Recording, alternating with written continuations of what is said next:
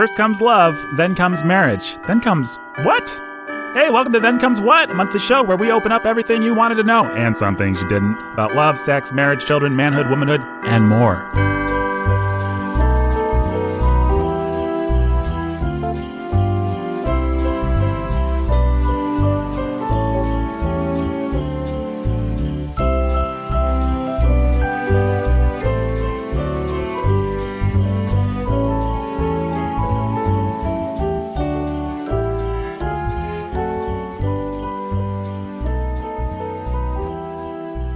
Hey everybody, welcome to Then Comes What. This is Nathan Umberson. I'm, of course, your humble and obedient host. We've got 3 pastors here. That's the Then Comes What quality guarantee. 3 of them. We've got Pastor Jacob Menzel. How you doing, Jake? Good. How are you? Marvelous. We got Pastor Tim Bailey. Hello, Tim. Hello, Nate. And, of course, Pastor Max Carell. Hi. And this episode is dropping in December, so we're going to talk about Christmas. I saw a tweet the other day by somebody or other, I have no idea who just said, well, every Christian podcast is going to do their podcast on whether we should celebrate Christmas or how we should celebrate Christmas. And I thought, that's a good idea. We're a Christian podcast. Let's do one of those. Cutting edge. Cutting edge.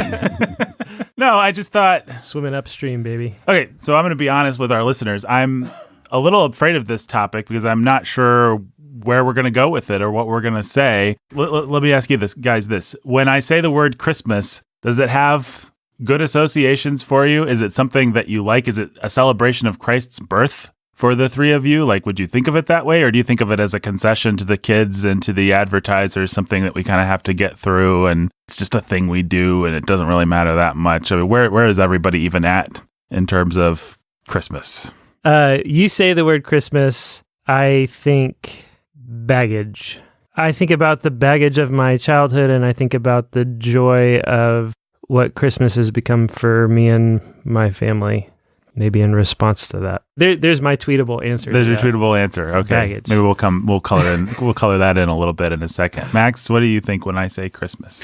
Well, you ask about it whether it was a concession to the kids, and I always think of Halloween as the concession to the kids. Christmas with me, I grew up in the consumer child generation. Mm-hmm. And so Christmas was, what's the name of that movie with Ralphie? Oh, Christmas Story. Yeah, so Christmas was kind of like that, only my parents weren't that separated from the church couple, but we did the Christmas in the home, we did the lights, we did the glitz, and also we did the church, and we did caroling, and we did all those kinds of things as well. As I've grown older, I find myself trying to separate out the things that are just glitz and still enjoy colored lights because I like colors. I like lights with colors on them. So is it like get rid of the glitz or just know the difference? Get rid of the consumerism.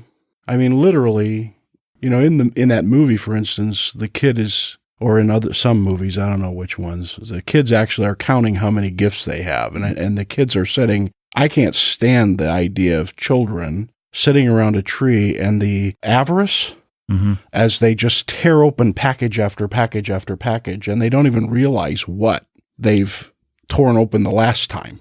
And that doesn't mean, though, that gift giving is bad. But how do you discipline that kind of thing? Because that's really more what the consumerism was when I was growing up. It was where Walmart came with their Christmas, or then it was Kmart, right? Kmart, then everything was the Christmas season. That's when all the sales was made. It was toys. Kids poured over magazines, seeing what they wanted for Christmas. But it was a lot of just gimme, gimme, gimme. And gift giving is great, and gift receiving is great. Does that make sense? Yeah, that makes total sense. What do you think, Tim, about Christmas? I have a lot of mixed feelings about it. When I was a little kid, my parents used to play the Messiah nonstop, Handel's Messiah.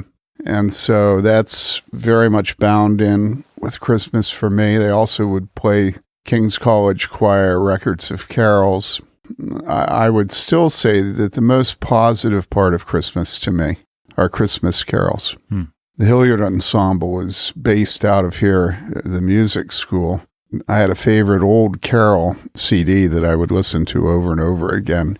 Some people may know the song Jesus Christ the Apple Tree. That's probably the best known song on the CD. And one year, Dan Cole, who's now music pastor down at First Pres in Columbia, South Carolina. He was here and he set up an octet of people with voices from Jacob's School of Music. And I didn't know it, but they put on one Sunday evening exactly that CD.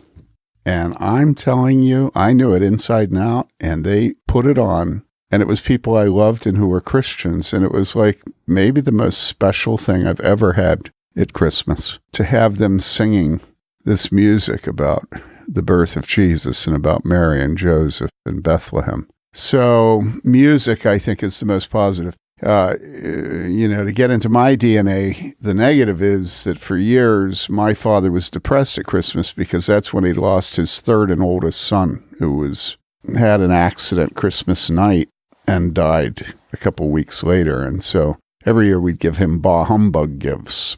You say third and oldest son, you mean, for the listener, the third son he lost, who was also his oldest. Well, yeah. And we don't want to think of children as being fungible, but an oldest son is an oldest son. Sorry to say it. Yeah. Mm-hmm. And so I did not fit the bill, and I knew it, but that wasn't why it was sad. It was sad because Dad was sad.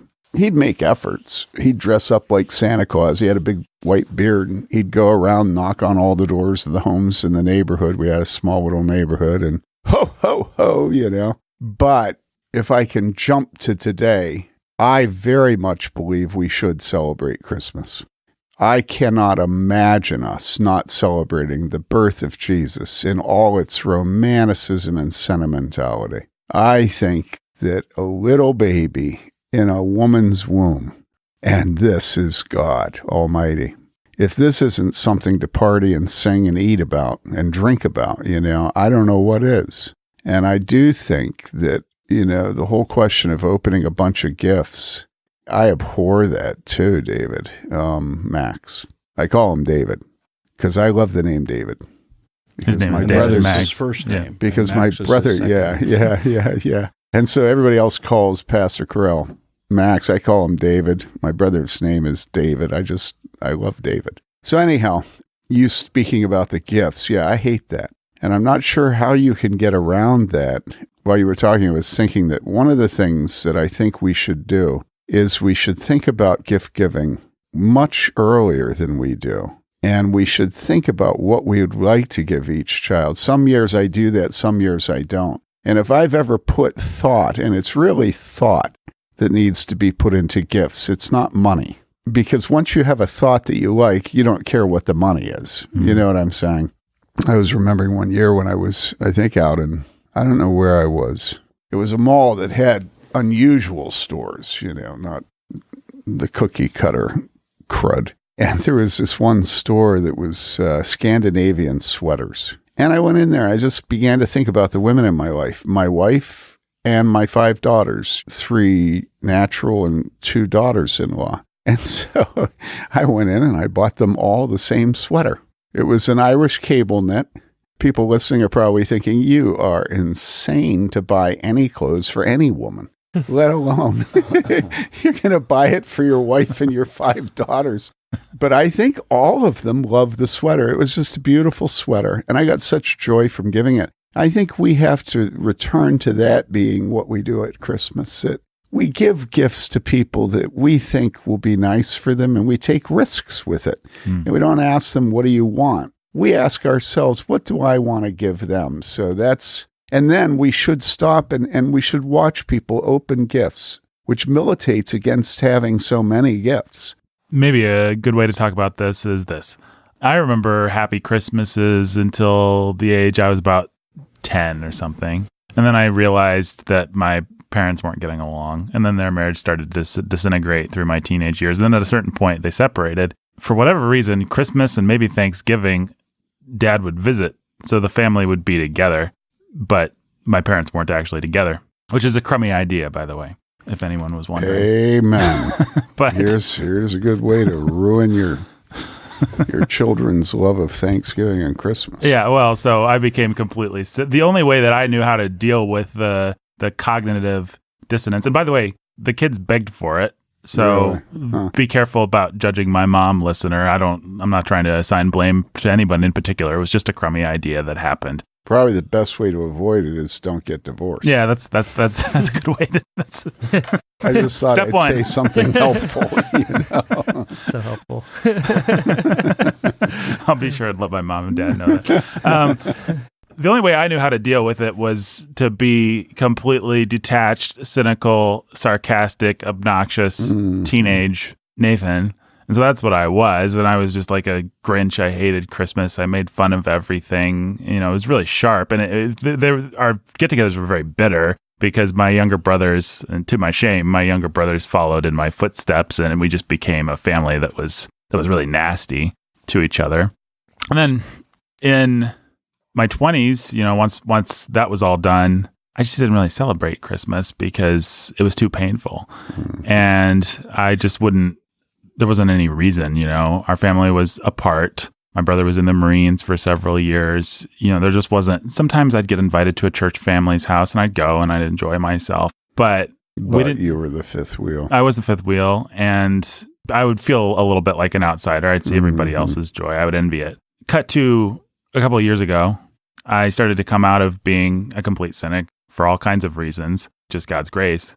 I started to appreciate what was nice about Christmas, and I do mean nice. I don't mean what was transcendently good. I just mean getting together with family, colored lights. I just started to like that stuff. And then I got married last year, or a few months ago. But last year was the first year that I had a girlfriend/fiance, and so it was good.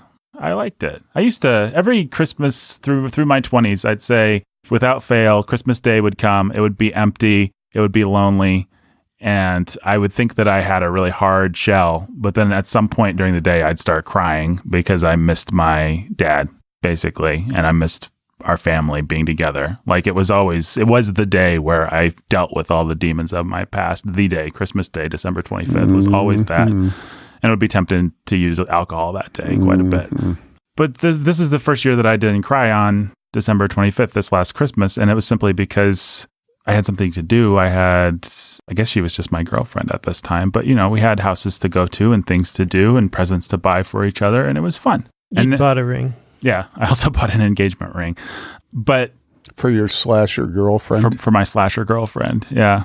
What do you say, slasher Girlfriend/fiance. Oh, girlfriend/fiance. Oh. Yeah, my girlfriend slashed my fiance, and then I had to choose between the two of them.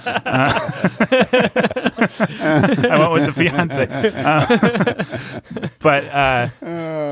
So here's my question. Now, let's just make this therapy time with Nathan, because I think it'll be the easiest way to have this conversation, actually, and maybe we'll turn it into therapy time with Jake if Jake wants to. But I want to. I thought you might. But now I'm facing my first year as a married man with a wife, and we have to decide what it's going to look like. And maybe my question is as simple as, how do you, as newlyweds or as a family, how do you approach setting traditions? Like, I don't know. I know that I'm happy. I'm excited about it again. Like it's actually a thing of joy. I'm kind of, because this is the way I am, I'm anticipating it being a letdown. I'm anticipating it being good, and then I'm telling myself, well, Nathan, actually, it probably won't be that good. So, but I'm trying to think about what I want to do. Like, what should we? How do we set good traditions? How do we begin things that will be good for our children if God blesses them? And I'm not sure whether I want to give that too much thought, or whether it's, is it something that I just let happen? And this obviously extends beyond Christmas. Is it something that I just let happen in terms of some of these kinds of traditions and stuff? I know I have to be proactive about my marriage, about setting precedents and all that sort of thing. But I don't know. Maybe the question is as simple as, how do you begin to wrap your head around that as the leader of a family, or even as a wife and mother in a family? One of the things Tim said was music. I actually did want to comment on that, but I can comment on it in relation to what you just asked. And I think about how music has been a part of the Advent all through my life, but it's just grown and grown and grown. There's such a wonderful resource of music about Christ's birth. And even in the recent years, when the guys from our church have done the CDs about Christ's birth, and those things are fantastic. That video, Over in the Mill, We should just throw in a plug. What are the names of those CDs? All the Bells Shall Ring and Repeat the Sounding Joy by the Good Shepherd Band. Yeah, look those up. And so those things, one of my daughters just posted on Facebook, has anyone started listening to Christmas music yet? Mm-hmm. I didn't read if anybody responded, but that's kind of a question people have. It's kind of the thing they talk about. If you started listening to Christmas music yet, did you notice that Menards has their Christmas displays up in the store? All those kinds of things. People are like, it's way too early, or whatever. But with music, it brings such an abundance of just, you can't listen to that stuff and not feel joy, thankful.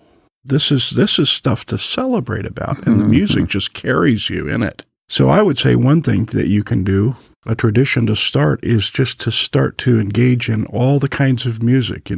We have those CDs. There are lots of other, Tim was mentioning other things. I never knew about Jesus Christ the Apple Tree till I moved here. I was listening to that 2 months ago, because I don't think you just have to listen to it at Christmas. But I found this really good recording of it, and I was listening to it. It was just amazing. So start gathering your playlist for your home. And then if and when God blesses you with children, introduce your children to the playlist, to sing along at church, the Christmas musical, in worship, singing with Christmas songs on the radio. Introduce your children to all of that good stuff musically, and they will have that. That alone will be, as Tim already said, that alone is his number one, or pretty close. You said, did you say it's your number one thing? Music. About Christmas. Yeah. Oh, music. yeah, absolutely. Yep. Good place to start. Yep. I think what I'd say about both of you, and your traditions, is that a lot of the reasons that we find Christmas difficult now is because of the breakup of families. And even if your family is not a broken family, even with intact families make it difficult. Every single year, Mary Lee and I would go back to Bartlett and Wheaton, and we would stay with our two sets of parents and bounce between the homes. And at Mary Lee's home, there were 9 siblings and their spouses and all their children. And so I don't even remember when Mary Lee and I began to have any Christmas ourselves. Every single year until just a few years ago, we would get in the car, typically Christmas Eve after I had preached at the Christmas Eve service, and we would drive to Wheaton. And so one of the things we have to say is, don't be a jerk. Because if we're all selfish and we refuse to go to our parents' house or refuse to be with our in-laws or whatever it is, even if it relieves us, it won't make our children happy because they love being with their cousins. And so you have to find a balance between pleasing your parents, pleasing your wife's parents, pleasing your children, and establishing traditions. And those things are often in competition with each other. One thing I'd give advice as far as if you want to ruin a holiday, listen to your mother complaining about how you go over to your mother-in-law's house more than you come to her house. That will absolutely torch any happiness at holidays if you allow your parents to play off each other and to be jealous and angry. You have to absolutely shut that down with your in-laws. Or with your own mother. Don't ever allow your parents to corrupt you by being selfish and leveraging this and that to get you to go with them versus, I'm sorry, but you have to fight that. You can't allow that corruption into your holiday season. Why are you guys getting all these sort of looks on your face? Well, the look on my face is, it's one of pain. That's all. And it's not just pain. It's, for me, as you say that, I'm like, yeah, that's true. That's real. If your parents are divorced, that's what you grow up with anyway. No, I remember some happy Christmases. I was probably 3 or 4 years old. I remember my family being all together and my mom's dad showing up at my great-grandparents' house dressed as Santa Claus. But my parents divorced when I was started when I was 5, finished when I was 6. Most of my childhood was spent caught in the middle, trying to make everybody happy. You have there's so much wrapped up in Christmas and family and the sentimentality of the family all being together. What you have in a lot of divorced homes, and what you had in mind was everybody wants that for themselves and wants to punish everybody for it not being possible. And the kids often get caught in the middle and end up being the ones who are punished every year. And so you want these traditions, you want this to be together, you want it to work. Kids get caught in the middle, and I spent a lot of my life feeling caught in the middle from a really young age of just the pressures of like, Dad wants to have his traditions. He wants to read 'Twas the Night Before Christmas. He wants to read Luke 2. He wants to whatever. Mom's out in the cul-de-sac waiting while he's trying to get it in, and then you get in the car, and then we're all unhappy and angry about it, or whatever it is. And so and then you go to Christmas Eve service, and then everybody there is just like, Susie wants a puppy, and Dad wants a nice tie, and we all want to have a bishop's wife kind of evening. And nobody's willing to deal with the tension and pressure that you feel. All right, so I want to respond to that. Number one, I want to speak to divorced parents. If you have been subjected to divorce, or if you have sinned and divorce is the consequence, you must not fight through your children. It's horrendous. And I see this all the time in the church. I mean, Max and I are looking at each other while we listen to Jake, and it's so utterly depressing to think that that's a child's experience of Christmas. And, I remember my friend... Or any time, for that matter. But any way, yes, of course, it's worse. But every way we leverage our children to make our ex pay. And it's just horrible. And it is never ending, and it's only getting worse because now we have the courts making decisions about who's at what house on what holiday and stuff. Well, and that's my whole life. It's every insanity. Holiday, everything, every detail of my life, because my parents could never come to terms, was determined by the courts, down to the fact that I'm of age, and the courts determine what amount of money my mom pays, what amount of money my dad pays, and what amount of money I pay if I choose to go to college. They don't get to say no. They don't get to say he's on his own. They don't get to say anything. I don't get to say I'm on my own. Okay. Every aspect of your life. Okay, so let me say this. More and more, it's clear to me that we as Christians have to be very careful whom we marry, and we have to make sure that our children and our wives love us, because love is the currency that inoculates the Christian home against the courts taking it over. And I don't mean never discipline your children. I don't mean don't say no to your wife. If you do that, I'm sure your children and your wife won't love you, actually. Mm-hmm. So if you're that stupid that you think that's the way to get them to love you, knock yourself out, dude. I'll see you in 10 years. But coming back to the issue, we have to work hard to love our wives and to get our wives to love us. And we have to marry well, not obsessively, not perfectionistly. Actually, I think marrying well is overrated. I actually think matchmaking and arranged marriages and stuff would have as good a... Maybe better. Yeah.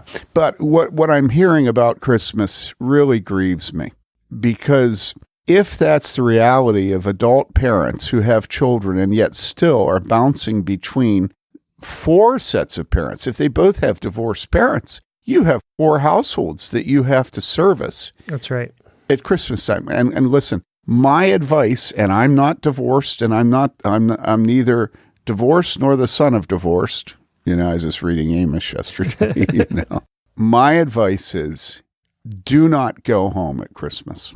Now, I know that's going to sound horrible to people after what I said earlier, but you owe your children the things that you knew you should have when you were a child. And so one other comment, and I'll cede to you, Jake. I don't mean to do not honor your parents and comfort them in their grief at Christmas, but do that in a way that's separable from your celebration of Christmas. So if you have a few days that you can celebrate Christmas, go and spend a day and a half with them, but then come back home or go someplace and have a real celebration where you begin to have your traditions. And then in a few years, invite them to join you. So Yeah, this is exactly where my mind went. Where my mind went when you said traditions is boundaries. Mm-hmm. And I really think that in a situation like mine or like yours or like many people who are trying to put their lives together and establish healthy families after coming from broken homes, a lot of it's just about, hey, let's give a happy Christmas to our kids. And let's start by setting some boundaries. And here are just the boundaries that we've set. We are here for Christmas Eve and Christmas morning every year, no matter what. We're at our church with our church family on Christmas Eve because I want my kids. Mm-hmm. Let's let our traditions flow from having our lives just centered around the people of God. And let's start there. And so let's be here for Christmas Eve. Let's wake up in the morning on Christmas morning. Let's have a happy family Christmas Eve, Christmas morning thing. And then we can go, later that day, make a drive, or later in the week, the next weekend, we can go and we can see all of our family. We can love them. We can be there. We can set that up far enough in advance that nobody has to feel bad about it. Nobody's getting our Christmas Eve and Christmas Day, but they will get us in the Christmas season. And we'll be there and we'll try to come to the family functions that we can make it to. Let me say a couple of things about specific traditions. I think my favorite tradition with my family was having a bunch of mismatched people from church home on Christmas Day. They wouldn't be there at the early morning for the stockings and recitation of Luke 2 and presents. But there was a whole day after that with a full, beautiful meal of turkey and stuffing and everything. And I loved having a bunch of weird people from church, and they were weird. And they'd all come over, and Aunt Gail was there, and usually there were some relatives, and that I like. And I would say that that's one thing that you can do right away, even without children, is you can just bless people in your home by having them over and cooking. That's our Christmas Eve. For us, Christmas Eve, we have a meal. We have, after the Christmas Eve service, we have as many people over as we can, and it's often a lot of people that just don't have anywhere to be. And is it fun? It's so much fun. Yeah, but people aren't going to believe you. I just think it's really sweet. And I'm not an extrovert. I'm not the kind of person that likes... really? Well, the listeners may not know me personally. Yeah. So no, but what I love that for the past several years, we've had Nathan and his mom over. Mm-hmm. And people that don't have a family, but we're family too. We get to be family too because of what God's done for us. People who have maybe similar shared experiences, but are all just sort of trying to figure out. Mm-hmm. It's fun. It's delightful. It's healing. It's sweet. And it's Christmassy because that's what Jesus did for us, right? Well, and it's what Bethlehem was. It was stragglers and animal poop and screaming of labor and screaming of child and Joseph pulling his hair out. And it was a pretty organic time. And then the shepherds showed up. Yep. All these things change as time changes. So you're a child and you're carried along through Christmas, and you might have difficulty, you might not have difficulty, but then you become an adult, you get married, and you have your spouse, and then what are you going to do at Christmas? Now you got to figure it out. Then you have a baby or two, but they're really little, and it's still really your wife and you, and a special gift for the 1-year-old, right? Mm-hmm. And then pretty soon your kids are like running around, scurrying around. Things change again. Then they're teenagers. Then they start getting married, or they're off to college, and you have to adjust again until you're an empty nester. And then you're talking about what Tim was talking about, where you're, okay, now I'm not the one doing Christmas for the family anymore. I might be having a big celebration where all the kids come home and the grandkids come home, or I might be going to their house. We might be going to their house. It just keeps changing and changing. And you really do not want to fight over your children and your grandchildren. I don't know I'm doubling down on that because it just corrupts the joy of the season for so many Christian homes. I try to tell people that when you become an adult with adult children, a father and a mother, your life has changed. The children sort of exist to please you when they're in your home. When they leave your home, you exist to please your children, and especially your the in-law spouses. And so the idea of manipulating your children to make you happy during the holiday season, it's just it is the most certain way for you to be a pain in the rear to your children and your grandchildren. Nobody will like coming to your house if you've manipulated them to get them there. I want to talk about a few of the traditions of my parents. We would go out always every year, and we would carol around our neighborhood. So there would be 5 to 8 of us. And this was up in Chicago, where it was so cold that at times my brother's trombone, he couldn't even move the slide on it. I mean, it was cold, cold, cold. And you'd knock on the doors, and that is a very fun thing to do. Another thing that we do, I told you about having guests.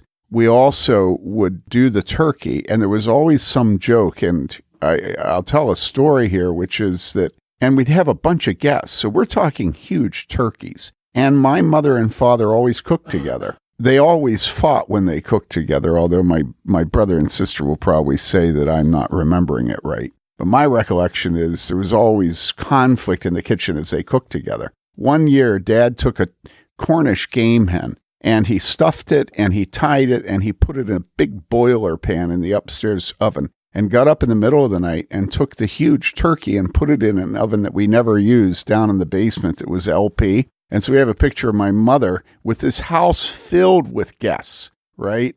All the china, everything's ready. She takes the Mary, do you think the turkey's done? So my mother goes over to take it out of the oven, puts it on the table, and lifts up the top of the broiler pan. And we have a picture of her face just aghast as she looks in the boiler pan. This is this tiny little fist-sized bird that's tied, that's stuffed, and we have a picture.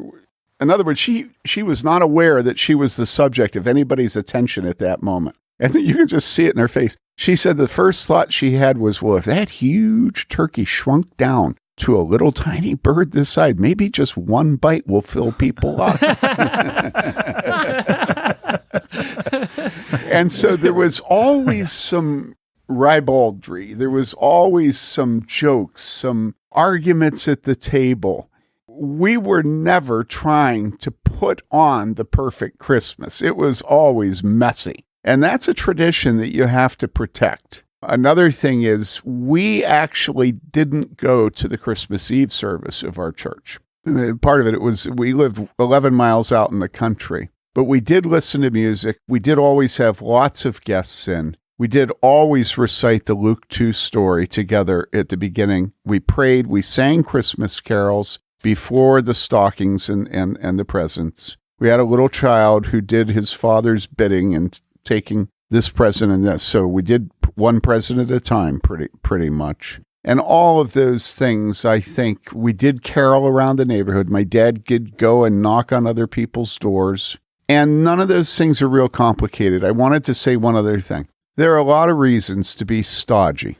And if you become a Christian, you have even more reasons to be stodgy. Everything can be a principle. And I love a quote I've never found anywhere, but I'm sure I read it because it's not original with me. Although I've changed it a little. And the quote is, all the preferences of an Englishman are a matter of principle.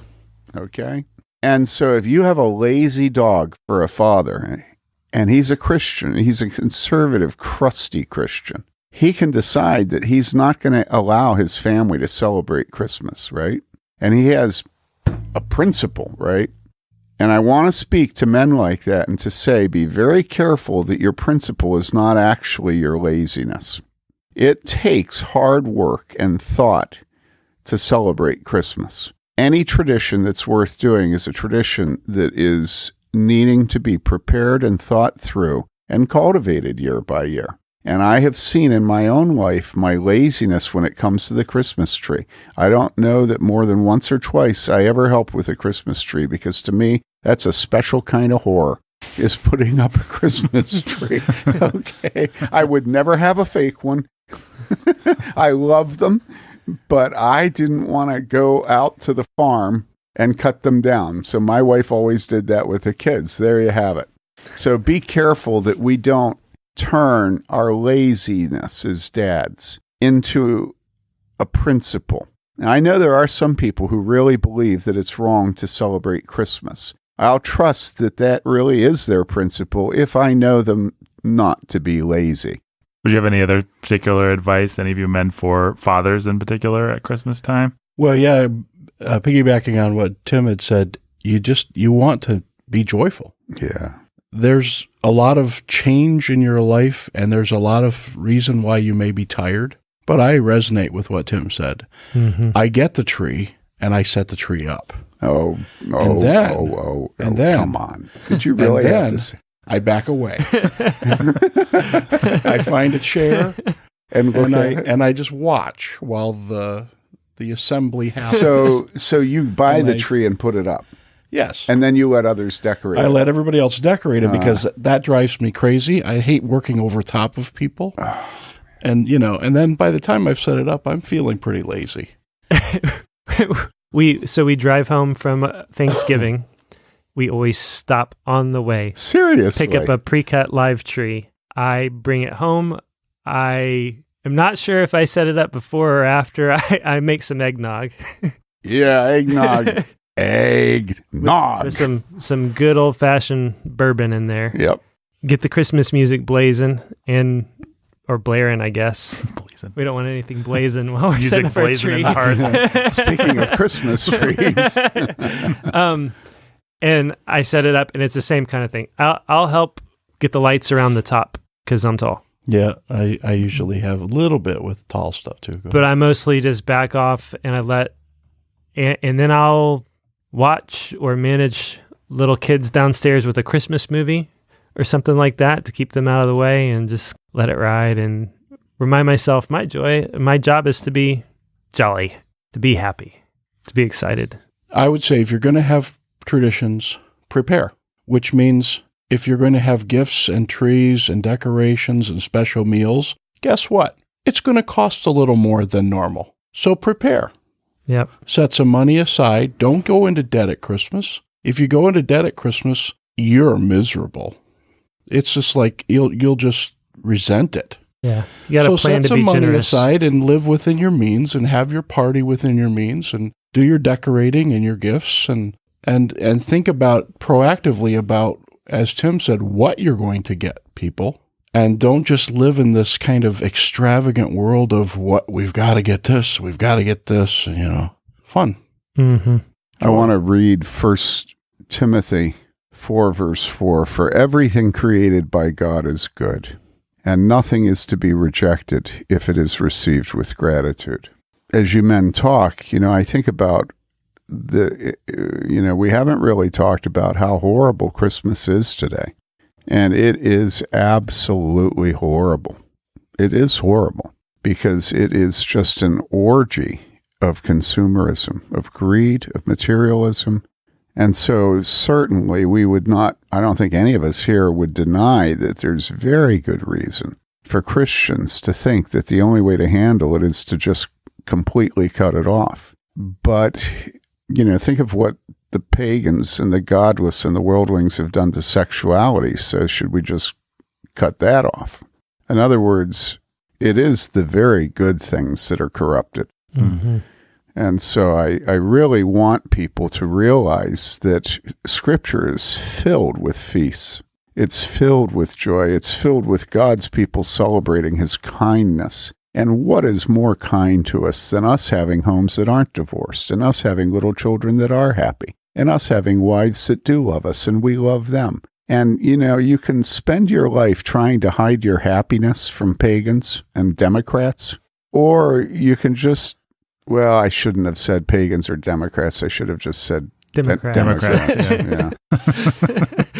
But no, seriously, the elitists, all the nanny people. And it is often true that you feel Nathan's jealousy and envy when you invite him over for Christmas. Remember what he said? He said he'd go over and he'd be envious of the joy and happiness and love in the home. We can't give in to that. We can't give in to it. We have to see God's kindness to us and rejoice and give Him thanks and lead our children in giving Him thanks. Yeah, and I just think for people in my position who did go many years, essentially, without Christmas, poor me. I don't know. I mean, I just think of Job, the Lord freely giveth, the Lord taketh away. Blessed be the name of the Lord. It was right for me to want joy, but it was also okay for it to be a sad day because that was the lot in life that God had given me. And I'm glad he gave it back to me eventually, but I didn't need to be envying. Well, no. Are you thinking what I'm thinking? I don't know. I just don't think there's any way you could help but be envious. Mm-hmm. I mean, okay, let's say that envy is a sin. It just doesn't matter. We have to realize that if we have a good marriage, people are in our church, in our small group, are going to envy us, in our families. Right. And so we have to be sensitive to that, but not squelch the joy of our marriage because other people have bad marriages. Haven't you felt that temptation? Yeah, I don't want to take away what was right in my longing for something good. I just think you can let the envy consume you. And I've been there, and I want to warn people against that. And I think a better way to look at it is to say, I'm sad right now. It's from God. It's okay. I'm not going to be bitter about this. And I'm going to find the joys that are available to me. And that doesn't mean going to someone's house. How many people are envious and therefore they don't go to the Christmas party? I'm convinced that is very frequent in the church. And it's so stupid. God has made the church a household. Some of the people you enjoy best when you have an integrated, beautiful family are the weirdos that come. They say the weirdest things. They pray in the weirdest way or the most wonderful way. They don't fit, and therefore they fit because the thing that orders that fitting is Jesus Christ. Really, Christmas is about Jesus Christ. It's not about your marriage and your family and your children. And I don't know. I guess we should have said that earlier. I think we thought it went without saying. And then we therefore should be generous with it. Mm-hmm. In every way that we're able to successfully enjoy it and celebrate and be thankful to God, we should be generous with that and bring other people in with us. Yeah, and let Nathan deal with his difficulty, because in the long run, as God redeems Nathan and as he gives something back to Nathan, what does he have now? But he has hope for himself and for establishing something solid and good. And so you should therefore be generous in your home. Freely you have received, freely give, right? Of giving away to everyone And the most important gift you give is emotional intimacy and affection. It's not the food. It's not the warmth of the home. It's not the music. It's not gifts. But that you love the people that are there. You really love them. And so what I was going to say earlier about Nathan's envy is, if you have Christians over or non-Christians, whoever you have over who is odd, you should be capable of knowing their temptations, their sadness, their envy, and you should deal with them in such a way that's sensitive to it and ameliorates it. And there are ways of ameliorating envy. For instance, if it's a young man and you're a man, you go hug him, you slap him a little bit across the face, go out and play Frisbee in the snow. You have to get him active, and then he won't have time to think about his envy, right? Or, you don't give him alcohol because then he's just going to get maudlin on you. But you may pass the plate of cookies. Oh, yeah. You want to give them eggnog or scotch or whatever. Sugar, whatever your drug of choice is. White flour and sugar.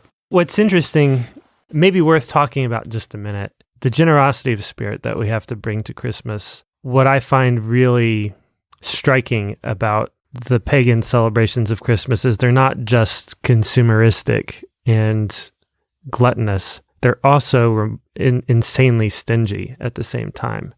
We live in a very cold city in the Midwest. We live in a liberal academic town. A very liberal academic town that is full of people who hate God. You can't go out at Christmas time in the Christmas season and drive around and see lights with your, it's pathetic. Kids, right? You can't hear the music. There's no, the idea of caroling in my neighborhood is I can probably pick out maybe one or two houses where they might open the door or be happy. I took last year.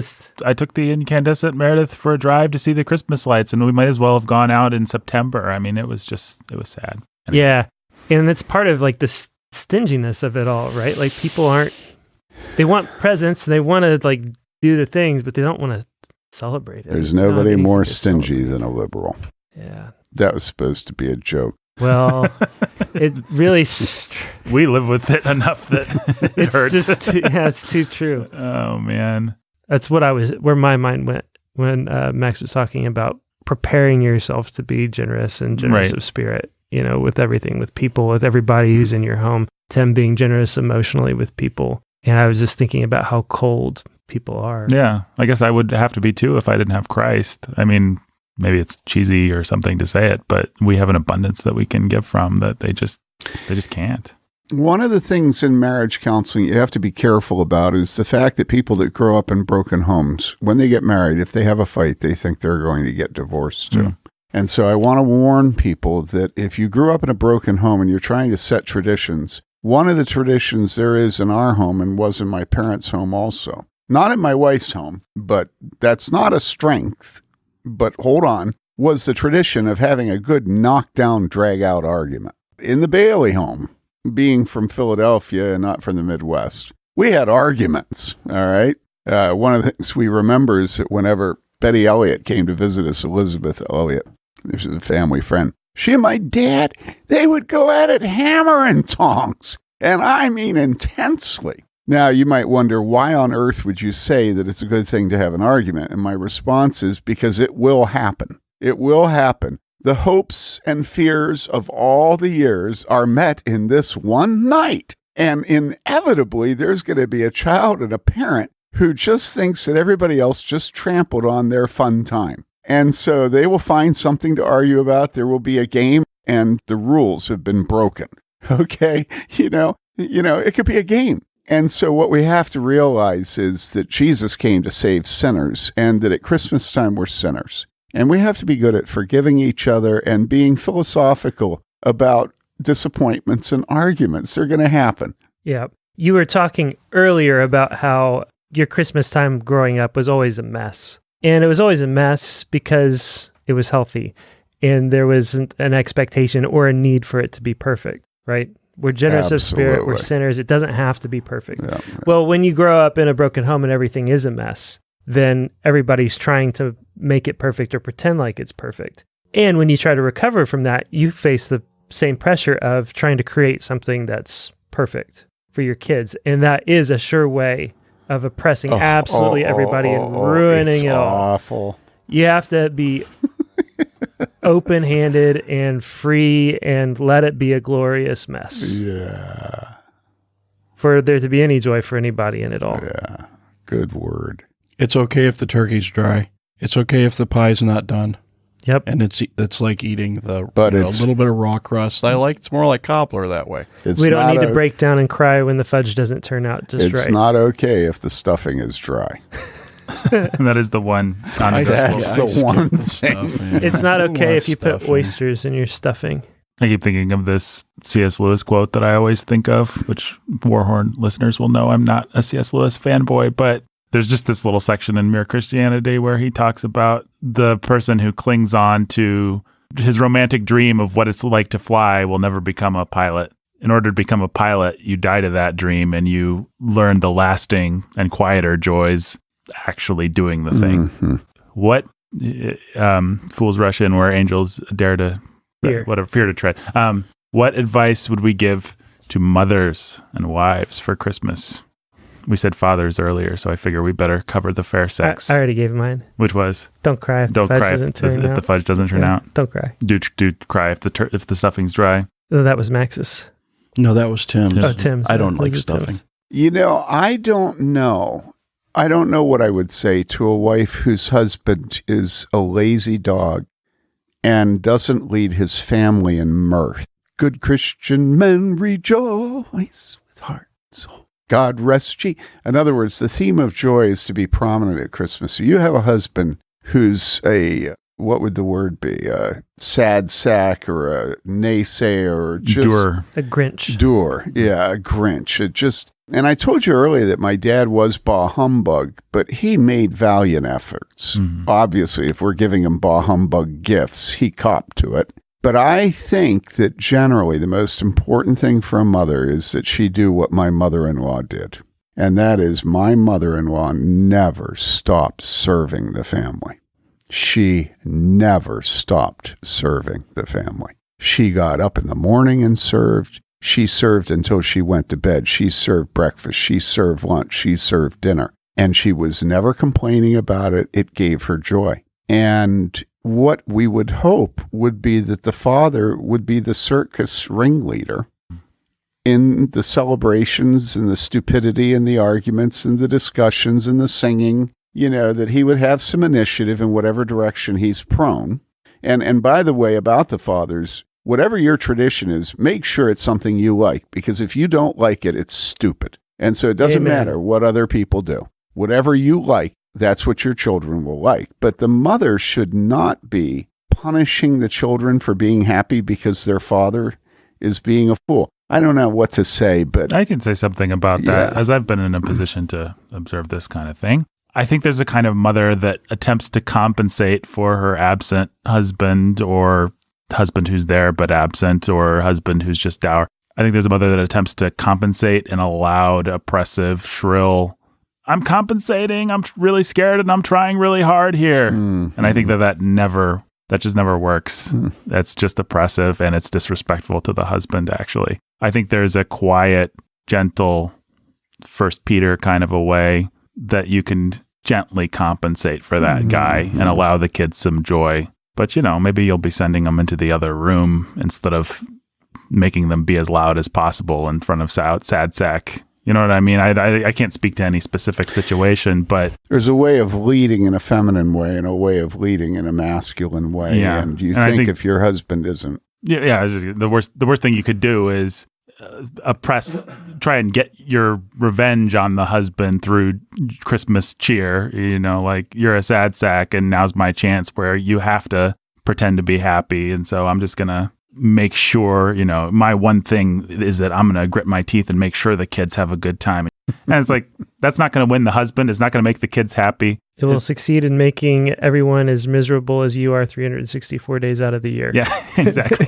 I think I would say that all of our wives, all the women who would be hosts and being generous with their homes, they're going to be doing a lot of Martha work, busy about taking care of this, and that's what they're going to have to do. That is what they would normally do in those situations. But they want to have some merry time. They want to have some time of having good interaction, of enjoying the time. So plan that in. I think plan it into your celebrations. Talk to your husband and plan it into your celebrations so that you cook your turkey in a throwaway thing and use.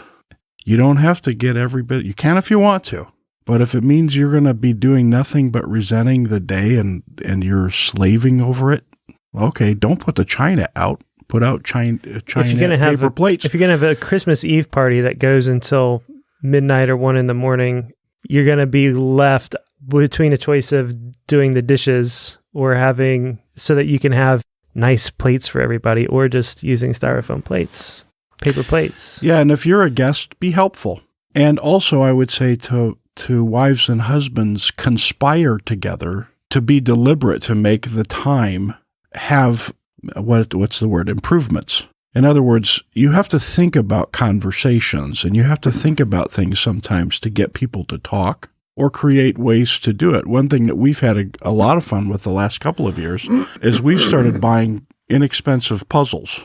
And there's always this puzzle going at celebrations in one corner, and people can sit down and they can work on the puzzle. Yeah, that's a big thing with the Taylors. And they can walk away and they can not work on the puzzle, but the puzzle is fun because there's conversation and it's fun. That's being intentional and having fun. One of the things Mr. Taylor did was Mr. Taylor would take all of the grandchildren out to bowl. This is your father-in-law, if people aren't tracking. Since he had 28 grandchildren, there were a lot of kids that went along.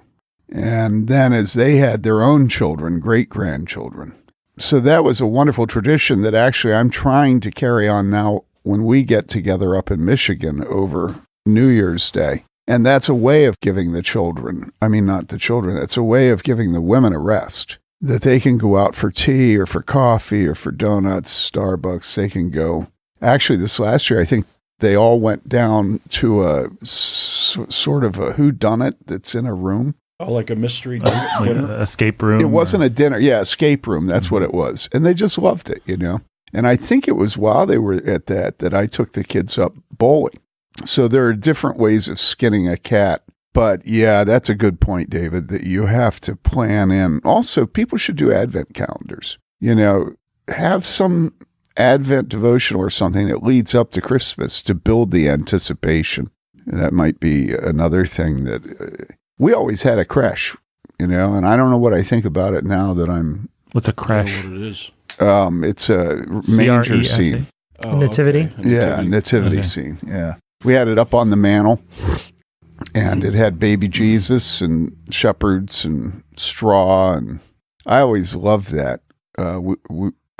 But I hope people don't. Jesus didn't have a face. My stepmom had established a tradition for our family of every year we would get one present of something that would be nice to have decorative for Christmas. So, but it was different for each kid. Mhm. So I got one piece of a Fontanini nativity set every year. So I have this expansive, I still get a That's piece, sweet. like they have this expansive nativity set. But each of my brothers had their own thing like that. It was, you know, village piece or a bell ornament. You know, these I think they're called Hummel bells or something like that. Does anybody have any more thoughts about Christmas? Anything that we haven't said or should say? Or Give money to the Salvation Army. Thank them for being out there. It's an increasingly hostile environment for them. Express your preferences to the people that control the music, the managers at Walmart.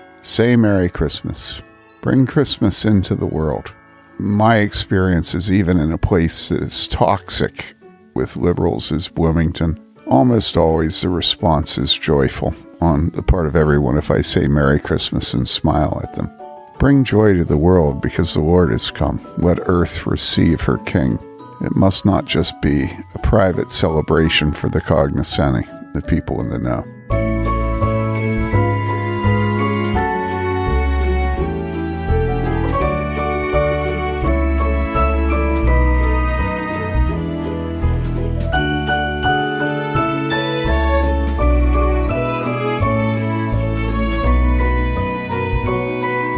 Then Comes What was produced by Nathan Alberson and executive produced by Jacob Menzel and Nathan Alberson, as are all fine Warhorn products. You can send your questions for us to tcw@warhornmedia.com. That's T as in Tango, C as in Charlie, W as in Whiskey @warhornmedia.com.